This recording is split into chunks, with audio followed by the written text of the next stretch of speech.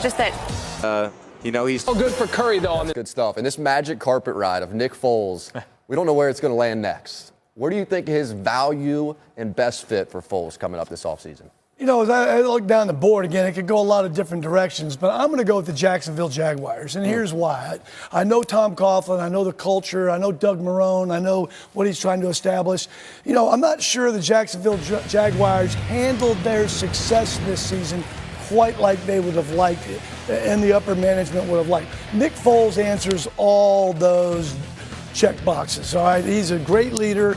He's great in the locker room. You saw, the effect he had, on the Philadelphia Eagles down the stretch through the playoffs. And if it weren't for that little bobble by Alshon Jeffrey, who knows where they could be if they may not be in Atlanta. So I'm saying Nick Foles, in my opinion, fits the Jacksonville Jaguars. I actually really like that. What do you think about that? Well, another connection that people have certainly kept in mind is that John DeFilippo is now the offensive coordinator in Jacksonville, previously served as the quarterback's coach for Nick Foles. I don't know if we still have access to the graphic that previously showed some of the teams that could be hunting for quarterbacks, but if you're sort of considering who might be in the market, well, here are some teams to keep an eye on, specifically in the top half of the draft. We know the Raiders have Derek Carr, but you know something, Jack? Derek Carr is pre-Gruden, and everything that happened before John Gruden could be on the block. They've got 3 first-round picks, plenty of cap space. If they want to find a quarterback, they can. The Giants, it's obvious. They have to find a successor for Eli Manning. Case Keenum has just 1 year left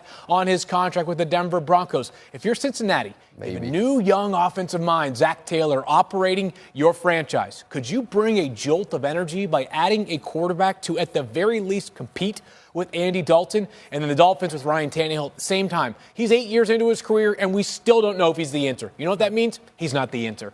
Alex Smith in a perilous situation, obviously, with Washington. We continue to wish him the best of luck in his recovery. But for now, if you're the Redskins, it behooves you to be thinking about the quarterback position more seriously than you would have thought 6 months ago when you traded for Alex Smith, or maybe it was even longer than that. But the point remains, if you're the Redskins, you have to be thinking about a quarterback. Yeah, I think the Bengals need something to re-energize that fan base a little bit because it got very tired, got very stale there in Cincinnati. There is a massive football evaluation that needs to take place, but I don't think there is a team in the NFL that could stand to benefit more from an excitement standpoint than the Bengals drafting Kyler Murray. We'll see if he merits a 11th overall pick, but Kyler Murray would immediately, along with Zach Taylor, their new head coach, make the Bengals one of the most exciting teams to watch in the NFL. There's no question. And Nick Foles.